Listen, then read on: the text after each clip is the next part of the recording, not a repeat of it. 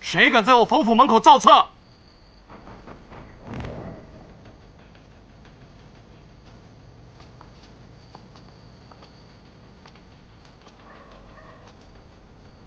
左相，你怕是老糊涂了吧？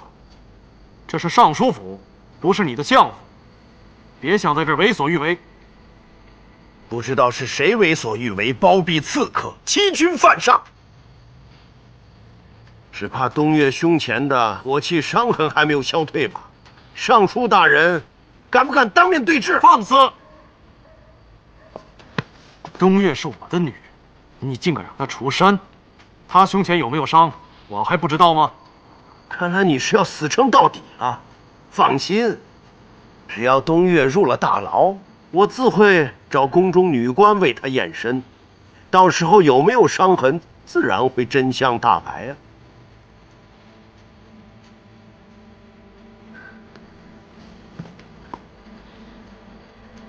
就算他有伤，也不能说明他是刺客。我倒要看看，谁敢在我家门口造册！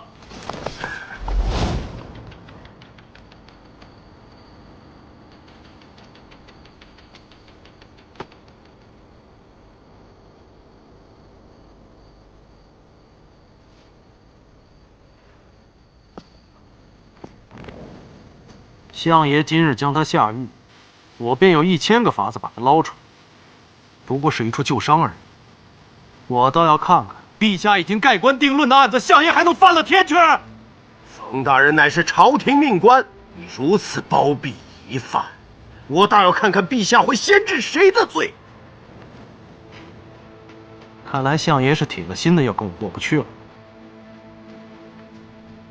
我冯某从一介布衣走到现在，没有任何的本事，就是不受人胁迫。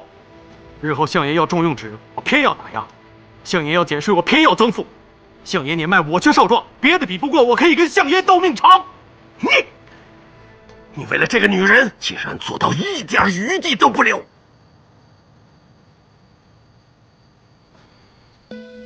听说相爷在为削藩一事，与兵部僵持不下。确有此事，但悬而未决，陛下尚无定论。不如我与相爷各退一步。冯某就当相爷今天没有来过尚书府，明日朝堂之上，削藩之事必然下达。冯大人把此事说得那么轻巧，本相怎么会信得过你？相爷抓人易如反掌，但化敌为友的机会却稍纵即逝啊！你与陆远同沆瀣一气，谁要与你为友啊？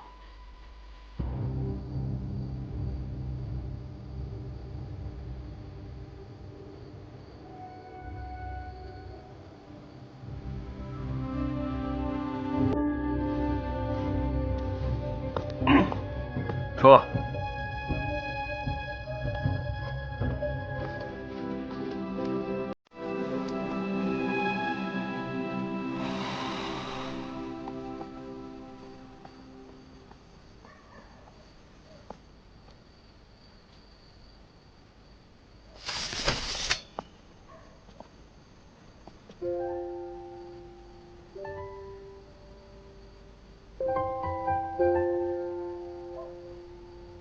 这老东西真是顽固，枉费我许多口舌，差点就镇不住了。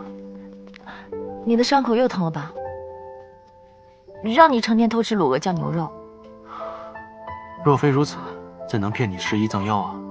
这都什么时候了，你还有心思开这种玩笑？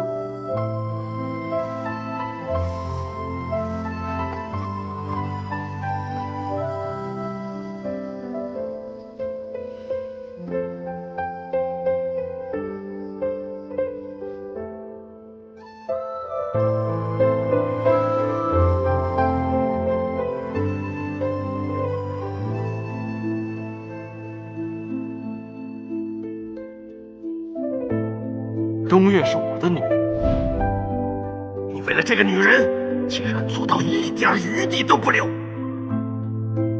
如果说东岳是罪犯欺君，那你就是从犯。臣领罪。请陛下给东岳一个机会。下去！你为何一次次救我又害我？你这个人心思太深，我根本想不通你在做什么。从定远侯到三皇子，从左相到明珠，哪个不被你算计一番？有时候我就在想，你这个人到底有没有一丝真心？你为什么要滥杀无辜？我只答应你救他，至于怎么救的，你管不着。冯熙始终和我不是同路人，我不能再与他纠缠下去。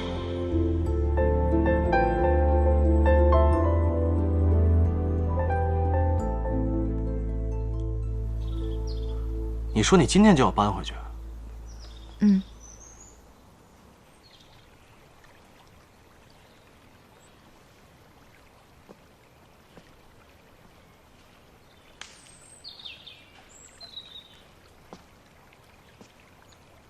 上次那只掉到水里了，再给你一只。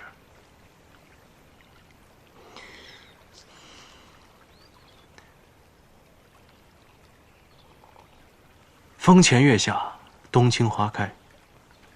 此情此景，是不是很熟悉呢？你的伤口还未痊愈，不好好休息，又何必为我做这些呢？只不过赠你一只冬青枝罢了，何必如此感动呢？这世上，只要你喜欢的，我都会亲手放到你面前。你明知道我说的不是这些，你屡次犯险救我，值得吗？我说值得就值得。你我之间的关系，不过是为了掩人耳目罢了。你又何必次次搞得天下皆知呢？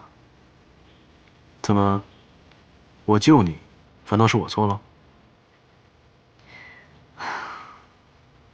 我要杀陆远通，你要救他，你我本就不是一路人。你没有屡次救我，只不过是徒增烦恼罢了。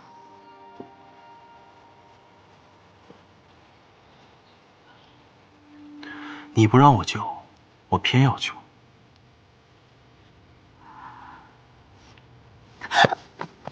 你干什么？什么掩人耳目？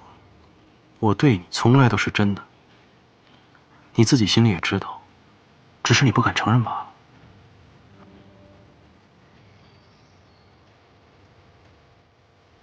上步，起右脚，左手背到后面，然后再落步，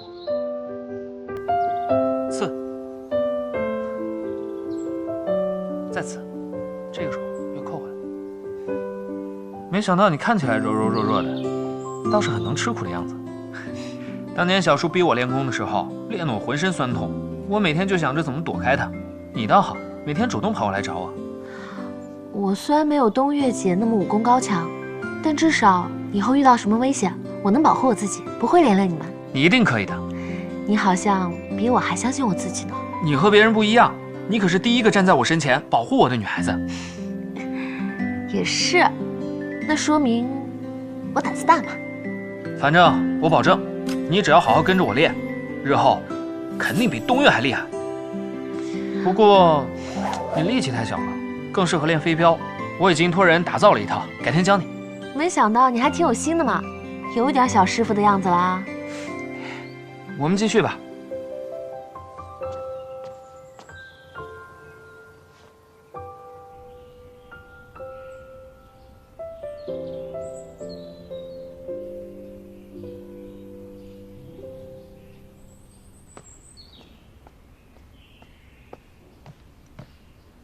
殿下，发生什么事了？此事与冯尚书有关，东岳大人和冯尚书关系密切，还是不要过问的好。东岳如今是御风阁的人了，身为知政，辅佐我统领监察事务，他有权知道此事。几个月来，兵部侍郎吴雄借清点库存，将部分军械1号冲刺，当成报废物资，在库存清单中勾出。那批军械现在何处？不知所踪。你是怀疑冯熙勾结吴雄，倒卖军械。这是兵部尚书殷实发现的。联系吴雄的人，似乎与陆远彤那边有关。你的意思是，这些军械都是要卖给陆远彤的？吴雄进入兵部是冯熙举荐的。最近有人看到吴雄频频出入冯府，这件事断不可能是吴雄一个人干得出来的。东岳，我知道你与冯熙关系很好，但此事非同小可。贩卖军械的事一旦坐实，只怕冯熙跟陆远彤都承受不住天子之怒。大人，这是兵部这个月耗损军械清单，请大人过目。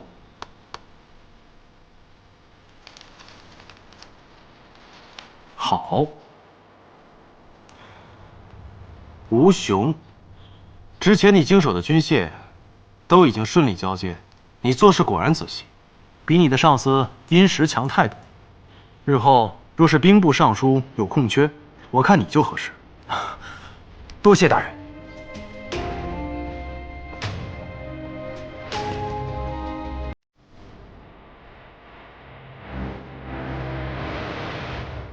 殿下，我相信冯熙不会做出这样的事。我也希望他最好没做过，不然的话，他是没人能保得了的。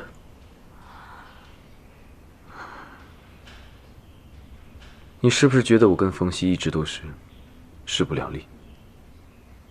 其实我与他也曾有过一段同游共栖的日子。当日，冯家尚未败落，冯熙奉诏入宫伴读，可能是他的运气不好吧，被指给了我这个不受宠的皇子。别的伴读都仗势横行，唯独我要依赖着他帮我出头。你是何人？我叫冯熙，是御史台冯大人的小儿子。从今日起，奉诏入宫伴读。殿下，您不冷吗？我自然是冷的，只不过这一项少有人知。宫人内侍相互勾结，连我的份里炭火也要克扣。哼，你好歹也是皇子，竟没人管吗？我母妃早逝，父皇忙于政务，此处虽不是冷宫，却胜似冷宫。你若有好的去处，便不要在此浪费时间了。殿下，人必先自重，而后人重之。你也未免太软弱了些吧？他虽然只比我大3岁，却有着霹雳的手段，连大隐的龙嗣也敢虐待，竟也不怕被告到陛下那里去。殿下心慈手软，而我却是一个混不吝的小子。你若不替殿下好好准备份里、衣裳、木炭，日后我见你一次打你一次，听见没有？是，还不快滚！是。说来也怪，跪下！他来了之后，宫中便再无人轻慢于我。那为何现在形同陌路？哦，不对，简直是水火不容。冯熙为人偏激，爱恨分明。他对我好时，是一心一意地护着我；可遇到他不喜欢的人时，也会竭尽全力置他人于死地。我曾经劝过他，可他反过来质问我：如果对所有人都一视同仁，是否对自己在乎的人来说也是一种不公平？我竟无言以对。可直到有一日，他不再是为了喜恶，而是为了权力对付别人的时候，才触及了我的底线。殿下，我能明白你的想法。我绝对不会让任何人冤枉他，但我也不会偏帮他。贩卖军械一事，我势必追查到底。更何况，这是扳倒陆远彤绝佳的机会。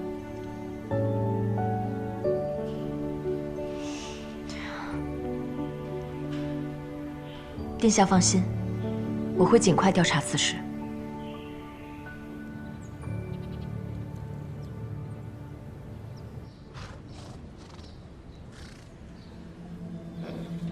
冯大人，请。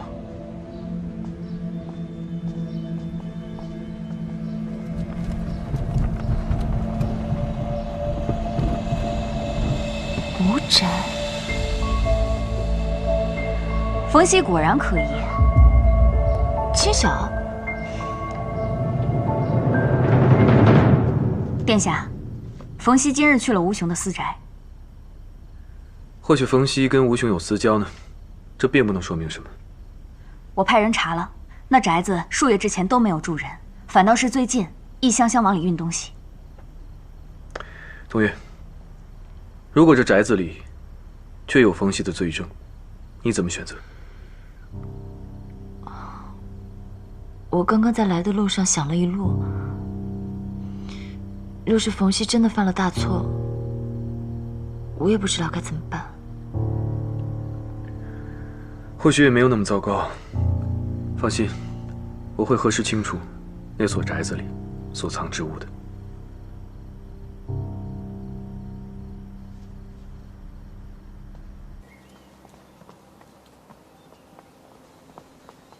思渊，没想到你的武学天分这么高，这套清平剑当初我都学了1个月才学会，你这才几天就学得有模有样了。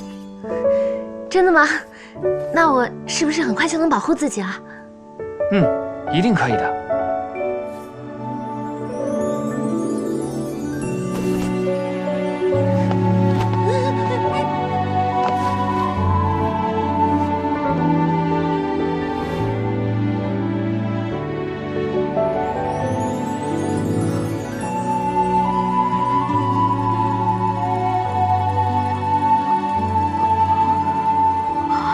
我怎么那么笨啊？我们继续吧。哎，你怎么了？没什么。是不是我太重了，压着你了？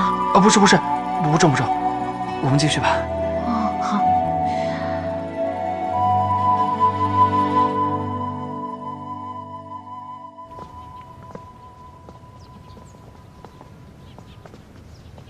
殿下。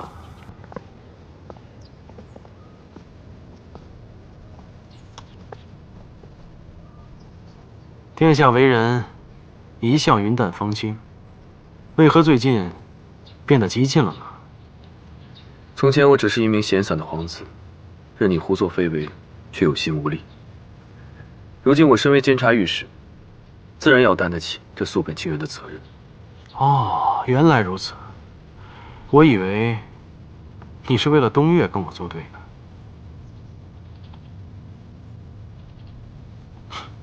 前些日子，殿下又要约东岳去看皮影戏，为何到了门口却不进去？父亲竟然跟踪我，只是我的下人碰巧碰见罢了。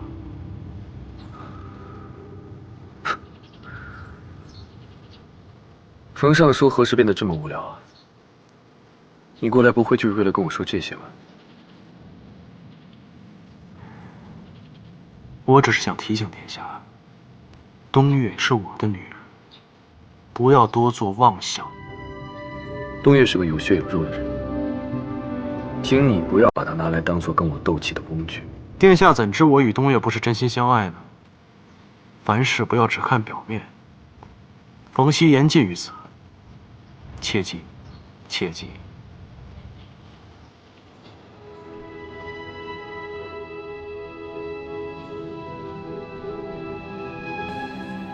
陛下，御风阁自从插手监察以来，除了沿路之事得以清算，其他再无作为。微臣认为，御风阁并无大用。那些有能之士留在御风阁，只是尸位素餐罢了。御风阁做了哪些事，不需要向礼部汇报。官员任免是陛下决定的。冯尚书在这里指指点点，是否越俎代庖？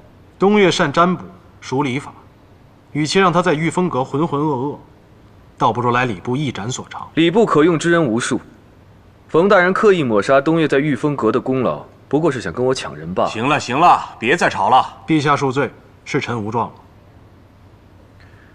父皇，儿臣有事要奏。奏来。冯熙参与倒卖兵部军械，请父皇明察。外军械啊！这可是杀！殿下莫不是在开玩笑？我一个礼部的官，如何倒卖兵部的军械呢？哼！殿下想要诬陷我，也要找个好理由才是。近几个月来，兵部以受损为由，报废了一批军械，但这批军械从此便下落不明。儿臣查有实据，这批军械的失踪与冯熙有关。殿下这么说，看来是已经有了真凭实据了。对啊，星耀，你可有证据？证据尚在核实当中，不过儿臣所说的句句属实，绝不敢欺君。看来殿下并没有实证，所谓夷陵窃府，既然殿下自有主张，那要必须拿出证据来才行哦。星耀，朕知道你从小就不会撒谎，可是你为人善良，难免为奸人所利用。偷运军火，非同小可呀。儿臣已经开始着手调查，假以时日，一定能拿到冯熙倒卖的罪证。那就请陛下做个见证，若殿下能找出罪证，臣甘愿伏法；但若搜不到，若是儿臣拿不出罪证，儿臣甘愿卸任御史大夫一职。殿下做不做御史大夫，跟我又有什么关系啊？外加裁撤御风阁，请父皇做个见证，只求父皇赐儿臣7日时间，让羽林军对京都全面搜索。儿臣一定将罪证亲手呈上。也罢，那就听你的吧。退朝！恭送陛下。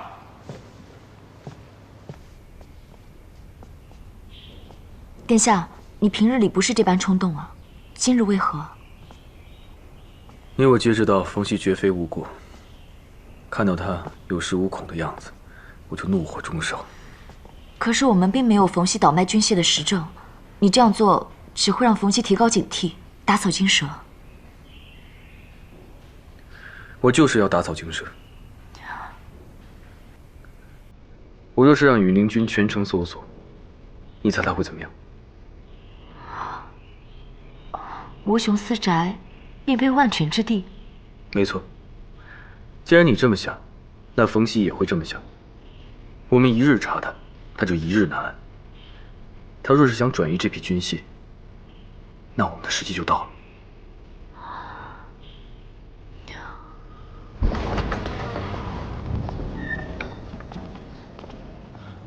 冯大人，安排的怎么样了？都已经安排妥当了。大人，请随我去看看。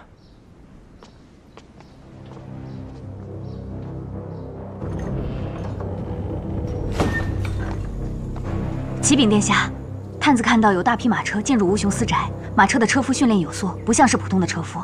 马车进了宅子，到现在还没有出来。看来他们已经收到封城的消息，今晚必定有所行动。殿下，那我们现在是不是要调动羽林军包围吴雄私宅？传我手谕，让羽林军到吴雄私宅附近集合。是。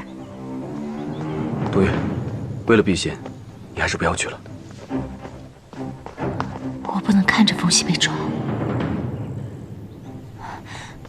子渊，子渊，东岳姐，你找房大人吗？他带着道乐出去了，他们在吴雄的私宅，快去救他们！想必他们应该快回来了。他们今晚不会回来了，你快去吴雄的私宅，把纸条想办法传进去。三皇子已经带羽林军过去了，你抄近道，把纸条送给他们，我回家等你。快，好啊！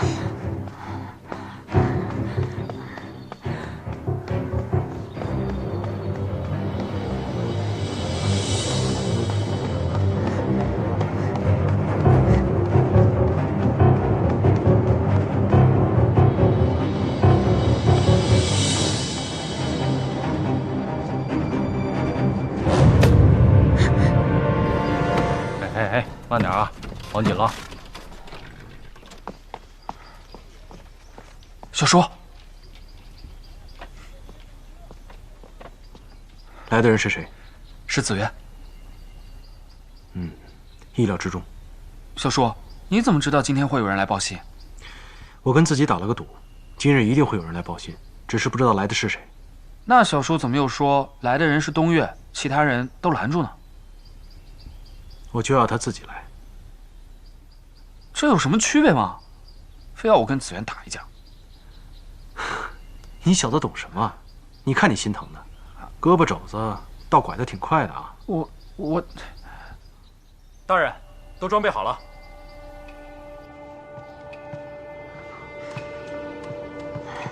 冬月姐，怎么样？我刚到附近，还没来得及想好怎么将纸条送进去，纸条就被人抢走了。谁想阻止你啊？他蒙着面，我没看清。不行，我不能让冯熙有事，我自己去通知他。殿下果然没有猜错，你真的要去通风报信？我去哪儿用不着你管。让开！你这样对得起殿下吗？还说什么绝不包庇，事到临头就成了叛徒。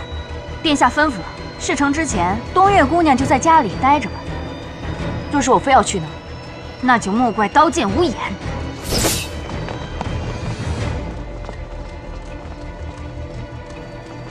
抓住他！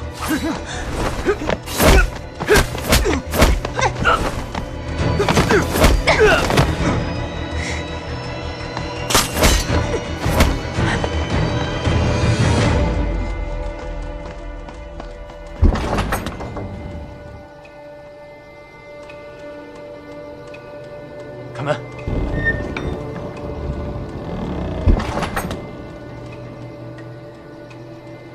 出发。吴侍郎这是要去哪儿啊？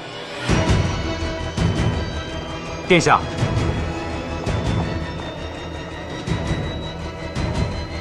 都已经这么晚了，吴侍郎似乎行色匆匆啊。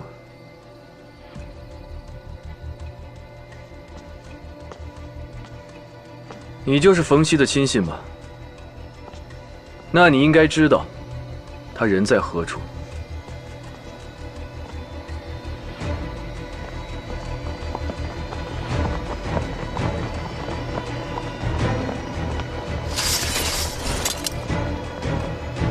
殿下是在找我吗？冯大人，贩卖军械可不是小罪名，我已经警告过你了，奈何你明知故犯。我看你的车上另有一个人吧，不知可否叫出来见一下？见是可以，只是殿下这持刀弄剑的，怕吓着他。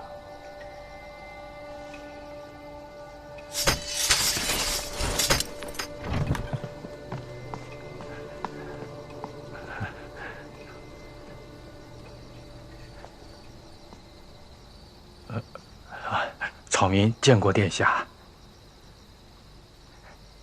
头抬起来。你是定远侯的人。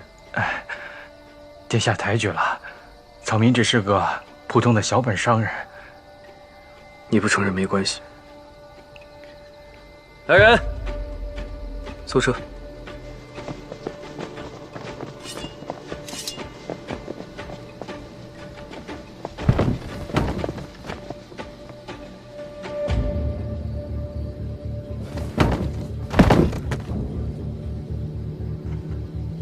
早就听闻冯大人富甲京都，没想到连军械都敢卖。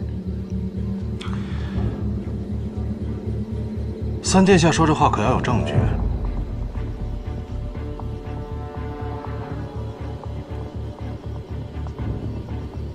我倒要看看你嘴硬到什么时候。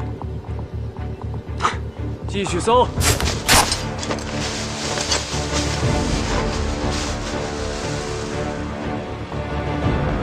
把这的箱子里一半是银子，另一半是粮食，并无军械。说什么？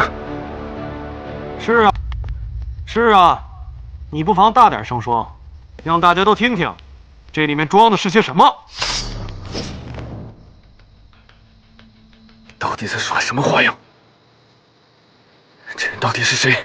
他刚才不都说了吗？他只是个商人。殿下，你为什么就不肯信我呢？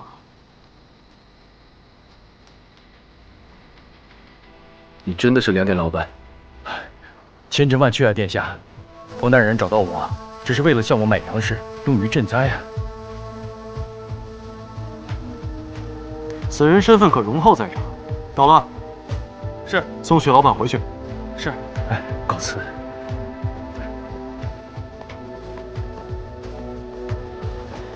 殿下，下官不该擅自调动兵部人马，但城外灾民嗷嗷待哺，下官和冯大人不能坐视不理啊！赈灾是好事，可是为什么要偷偷摸摸连夜进行？左相有令，灾民不得入城。下官若是公开赈灾，岂不是摆明了和左相对着干吗？殿下，赈灾济民，不犯法吧？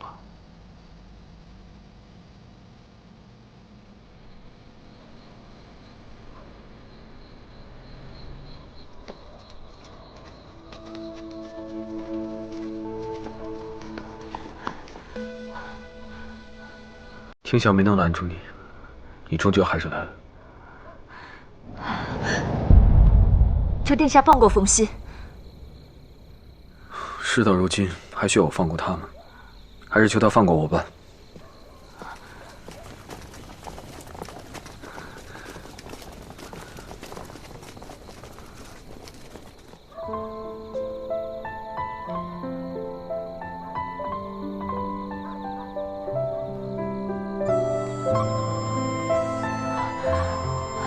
你没事吧？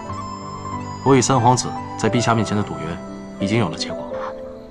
你怎么如此淡定？难道你藏的真的不是军械？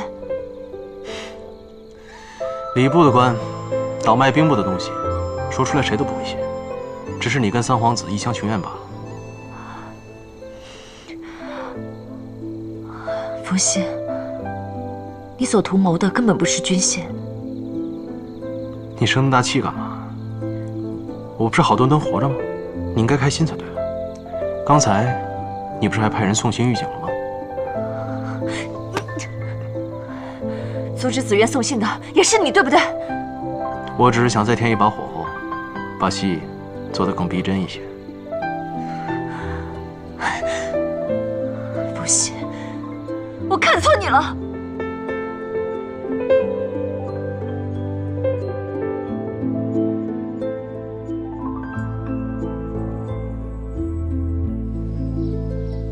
小叔，幸好你把三皇子的注意力引到了吴雄那边，我们才能将军械顺利地转移到岐山。到了，粮店那边都打点好了吗？早就办妥了。接下来，那批军械怎么处置啊？岐山迟早会被发现，还是尽快转移为好。去吧，告诉我慕容姑娘，又有生意上门了。好。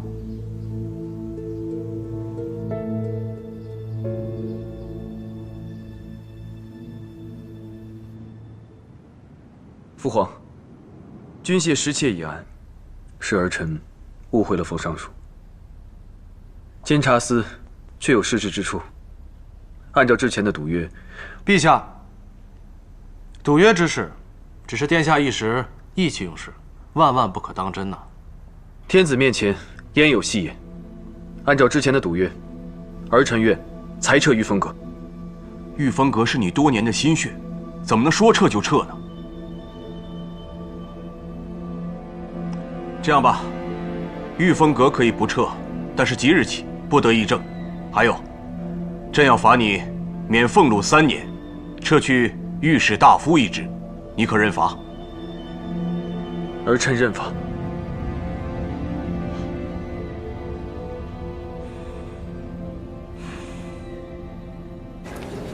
爆料了！爆料了！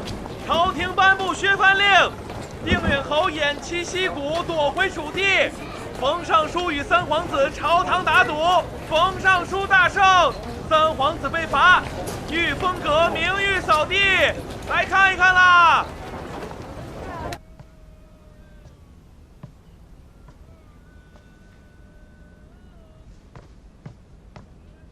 冯大人进去聊了那么久，怎么还没出来？这御风阁的人啊，都是一些顽固的儒生，也就只有小叔才有耐心慢慢的劝说他们。大乐，那日从背后抢走我纸条的人，是你吧？什么纸条啊？前一日你拉伤了胳膊，是我帮你涂的跌打酒。那日抢走我纸条的人身上就有一股药酒味儿。道乐，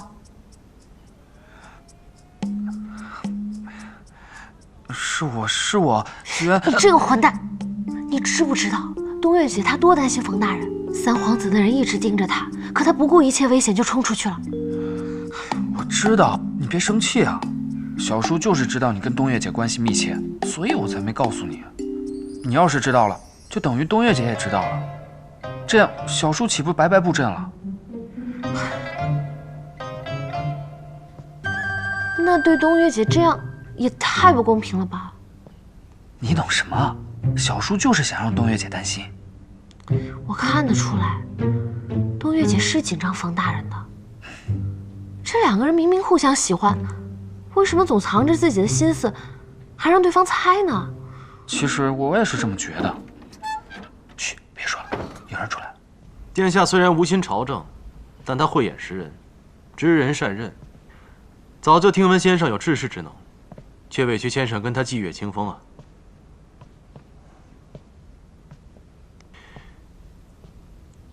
我愿意举荐先生入仕，礼部、户部，但凭挑拣。那就多谢尚书大人厚爱了，告辞。请。告辞，告辞，告辞，告辞。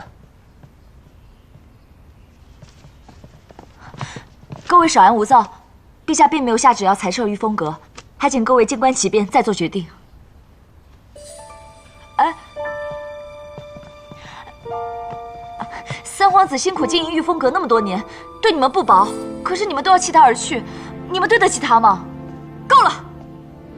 若说对不起三殿下的人，第一个就是你。早就劝过殿下，你与冯熙关系密切，不可留你在御风阁。可殿下一意孤行，才有了如今的局面。哎，御风阁又不是东岳搞垮的，你说话公平点行吗？你给我闭嘴！你这条冯熙的走狗！你现在御风阁散了，你是来看热闹的吗？你给我滚回你主子身边去！还有你，你也滚！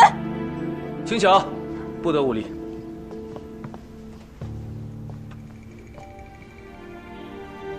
这次误中冯熙圈套，是我过于天真，踩入陷阱。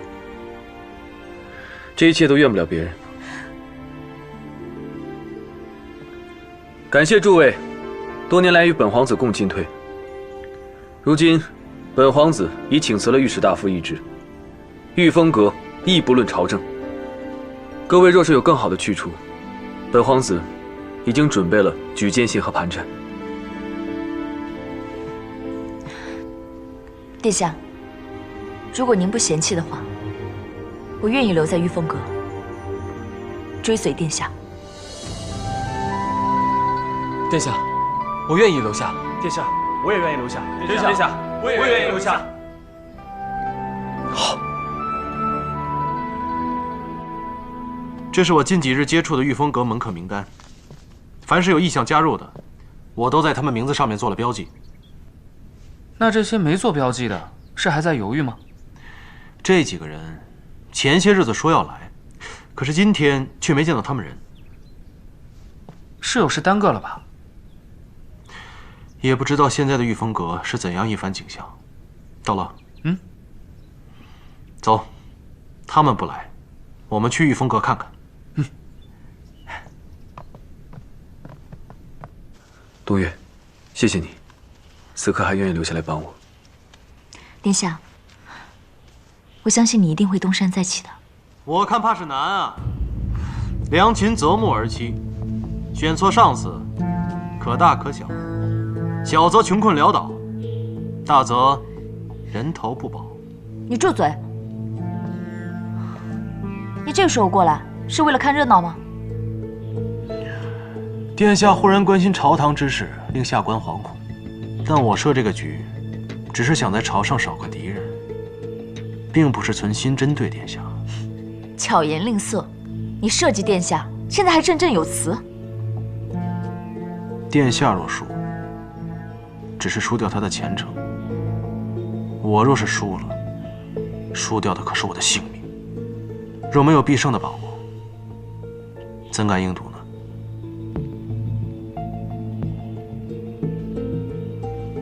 御风阁的这几位大人们，前些日子已经跟冯某接洽过了，不知为何今日又改变了主意。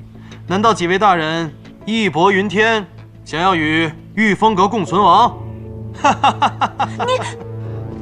殿下，我家里有事，我先走了。我也有事，先走了，告辞了。你们别走啊！哎，冯熙不过是花言巧语罢了。哎，别走啊！哎，由他们去吧。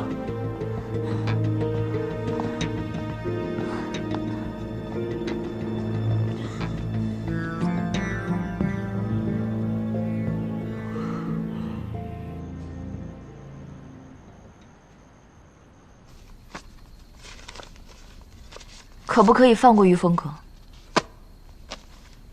这件事情已经惊动了陛下，不是说放过就能放过的。你真当我无所不能啊？我只知道，殿下是纯良之人，被你以激将法骗入局中。御风阁是他毕生的心血，还请大人得饶人处且饶人。我好不容易赢了一次，你却让我得饶人处且饶人。那你知道我输了会有什么后果吗？我不会让你输的。就凭你？冯大人这样做，无非是想收拢御风阁的人才。听闻大人最近在替礼部招兵买马，不知道这礼部有没有合适我的位置？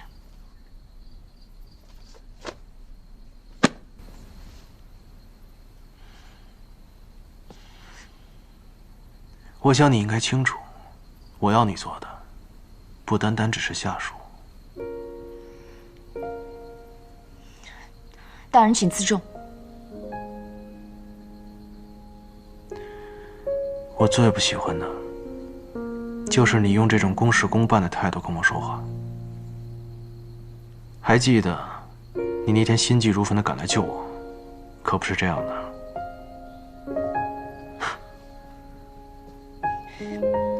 我愿意搬入冯府。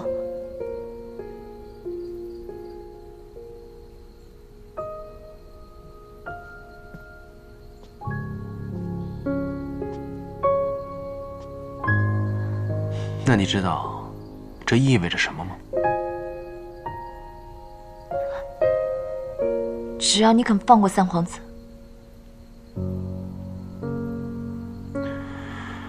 你倒是有情有义啊。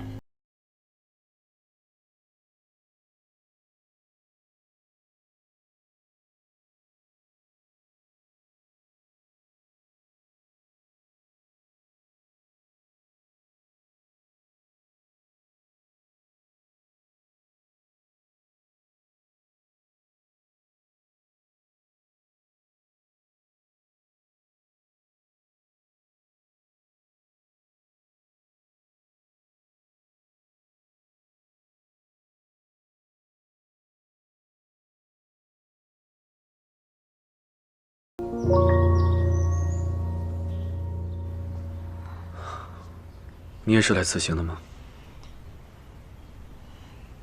对不起，殿下。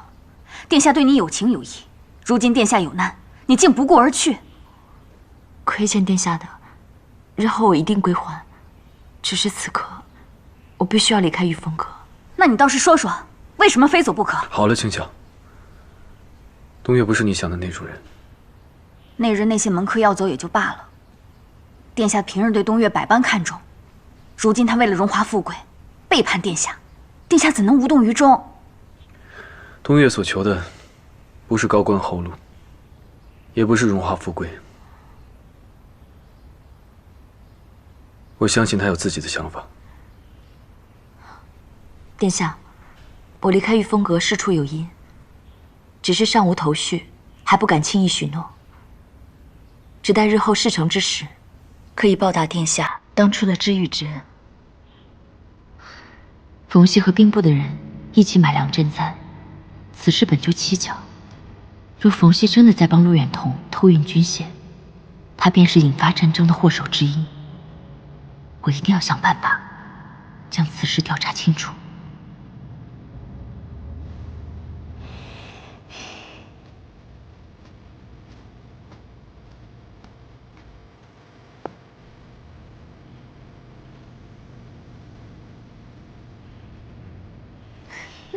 太好了，东月姐，我们终于可以做邻居了。我以为有了道乐，你在冯府已经不愁寂寞了。你瞎说什么呢？道乐在我眼里啊，跟小四就没有差别。不过他教我武功还挺上心的，看来过不了多久，我就能帮冯大人单独执行任务了。你对冯熙倒是死心塌地的。冯大人他虽然在别人眼里是个不择手段的人，但是他救过我弟弟，救过我，还帮我脱胎换骨，重获新生。别人怎么看他不重要，我这欠他的，我这一辈子都还不清呢。若是我能跟你一样洒脱就好了。参见夫人，参见夫人，参见夫人，参见夫人。我不是你们的夫人，我只是暂住于此。没事，你们下去忙吧。是。你这个人啊，就是性子别扭，刚才简直把不乐意都写在了脸上。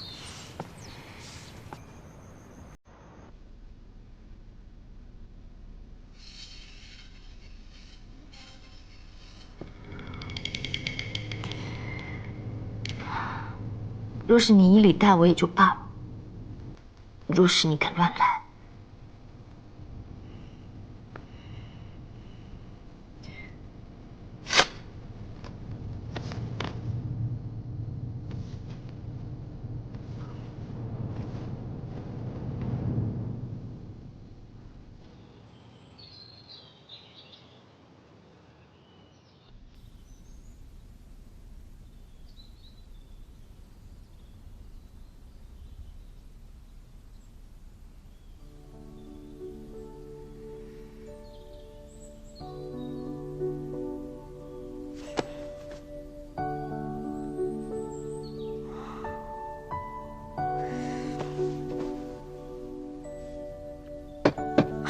上，请夫人洗漱。进来吧。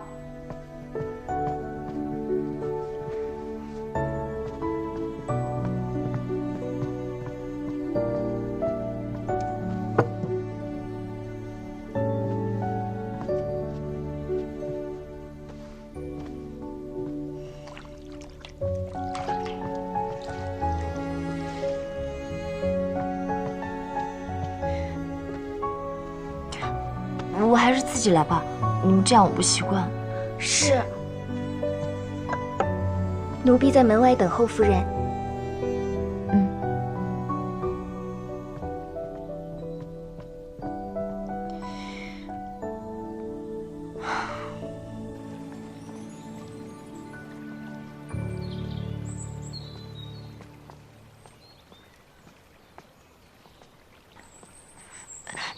你们跟着我做什么？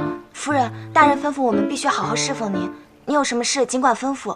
我没什么事，我只是随便走走。那奴婢陪你四处走走。我不用你们陪。夫人，您是要出府吗？我只是来暂住的，又不是犯人，为什么不能出府啊？夫人，府中的地方很大的，要不奴婢陪您到别处走走。你们大人是要将我禁足吗？你们是奉命来看管我的吗？奴婢不敢。大人说了，夫人既然住进来，就应该遵守冯府的规矩。我都跟你们说了，不要叫我夫人。冯熙在哪？他在干什么？我要见他。夫人这是想念大人了吗？奴婢这就去汇报大人。哎，不要去汇报，谁想他了？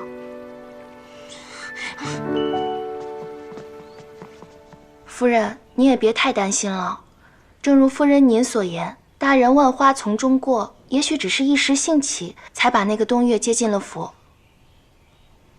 可是这次东岳进府一应物品，全是大人亲手置办，没让旁人插手。依我看啊，大人对那个东岳也不怎么样。东岳进府已经好几日了，大人近些日子虽然清闲，却并未见他们私下有会面，说不定过2天就把他赶出府了呢。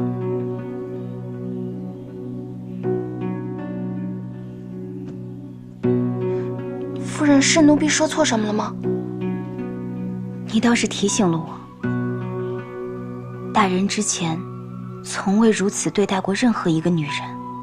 他这不是在晾着东岳，他是欲擒故纵。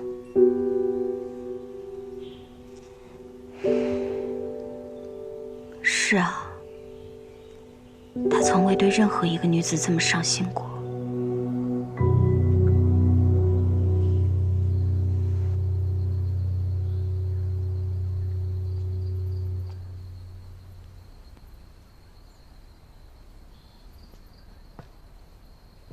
这几日过得如何？我既然已经决定追随你了，就自然会按照你的安排去做。你又何苦将我禁锢在这府中呢？我在御风阁还有事务未了。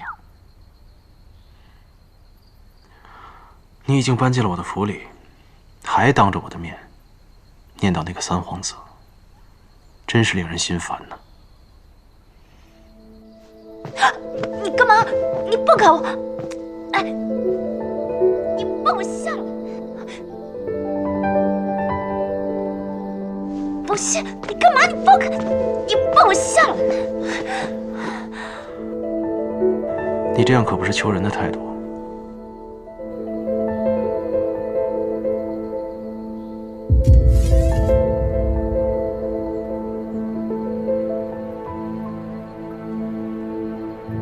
得到你的身体太容易，我要的是你的心。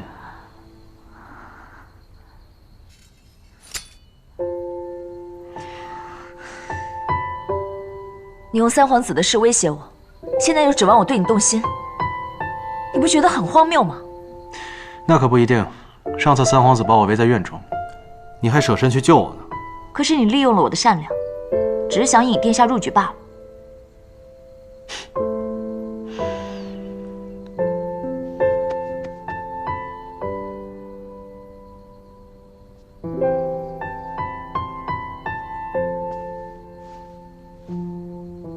不要自欺欺人了，你救过我很多次，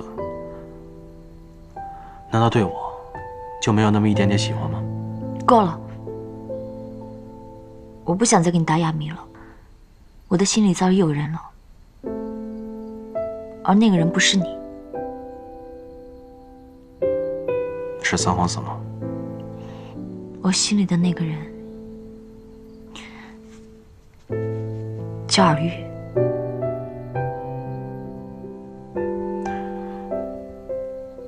他是谁？他是哪里人？你们何时认识的？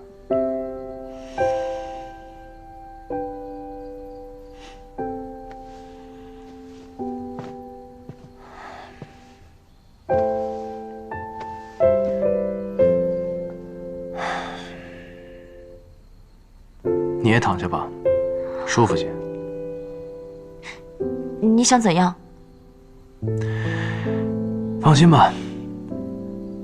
我不会对他怎么样的，我就是好奇，能被你藏在心底的人是什么样的。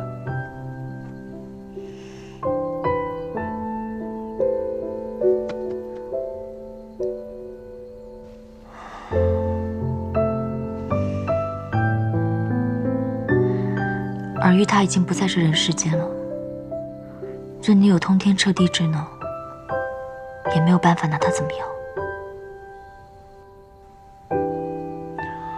既然已经不在人世，你还对他心心念念，看来你们两个经历过很多事。他曾经是陪伴我长大的人，而如今，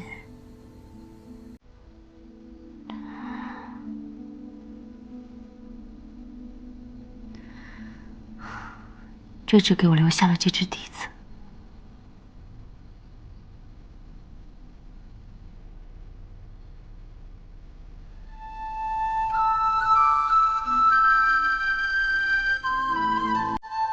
这笛子，怕是跟我也有些渊源。见到我，竟能自鸣。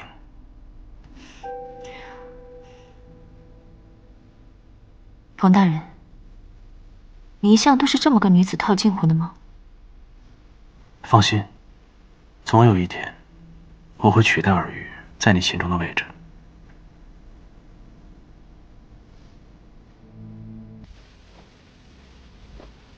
今日还有什么事要议吗？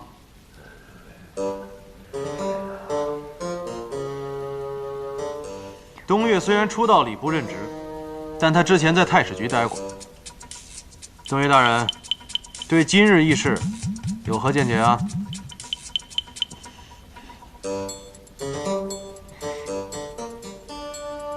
尚书大人，东岳初来乍到，对诸事都不熟悉，有待学习，还没有什么意见。没关系，你可以畅所欲言，说什么都可以。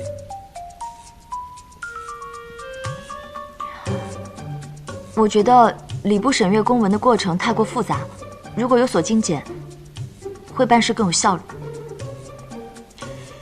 我觉得东岳大人所言甚是，日后你们就拿出精简的方案出来。是。还有呢？尚书大人做事太过专横，日后有重大决策，应该有侍郎大人在内，至少3人同意才能通过议案。尚书大人执掌礼部，应当具有最后决断权。我赞同东岳大人的说法，以后议事需3人以上决断，才能通过。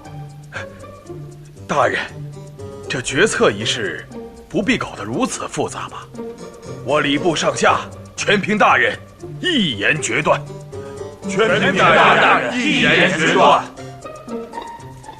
就按东岳大人说的话去办吧，写入章程。大人，此举等于削弱了尚书的职权，还请大人三思啊！请大人三思。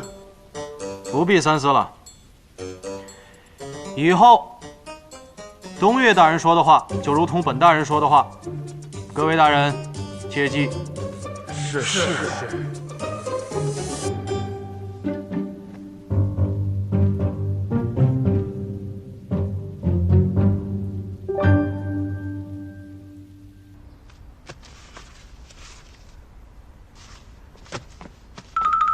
东岳，你不是应该在太史局吗？哎呀，太史令要告老还乡了，太史局最近也没什么事儿，就来看看你，顺便拜访一下冯大人。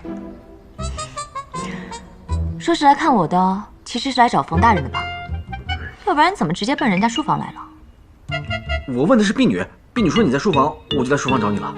去。哎，冯大人平时爱看什么书啊？哎，你怎么毛手毛脚的？冯大人平时最讨厌别人动他东西了，你赶紧回太史局去吧。去。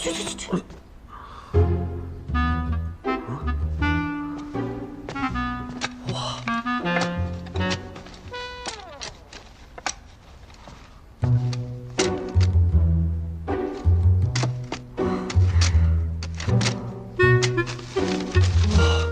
真是好字啊！这可是公文。你赶紧回去吧，别给我添乱了。走。不行，我还没见到冯大人呢。赶紧走吧，这些东西我还得收拾呢。有川，哎呀，你赶紧走。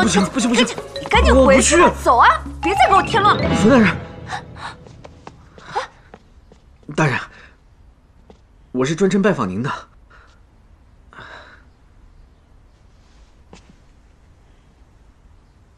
你拜访我做什么？既然大人已经把东岳调到身边，那我也想调去礼部，哪怕是最小的官，只要能在大人身边，能帮大人，我就心满意足了。好啊，江南一带河道淤塞，我正有约派谁去呢，不如你去帮我一探究竟，回来告诉我。那这样不就是要离开京都，离开大人了？不想去吗？刚才谁说的？大人说的话，做什么都愿意。不，我去。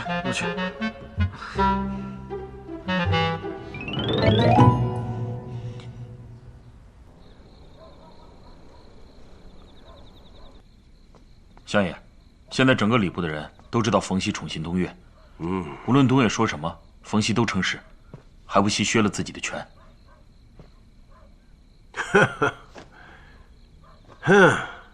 上次他也是为了救这个女人答应削藩的，真是色令智昏呐。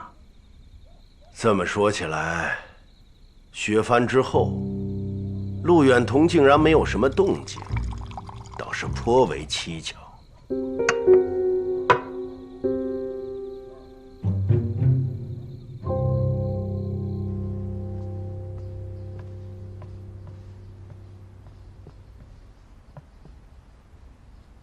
殿下，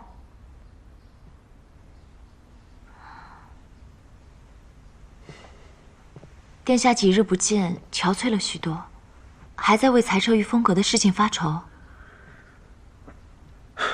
昨日之日不可留，与其为名存实亡的御风阁难过，倒不如沉下心来，好好想想自己接下来的路该怎么走。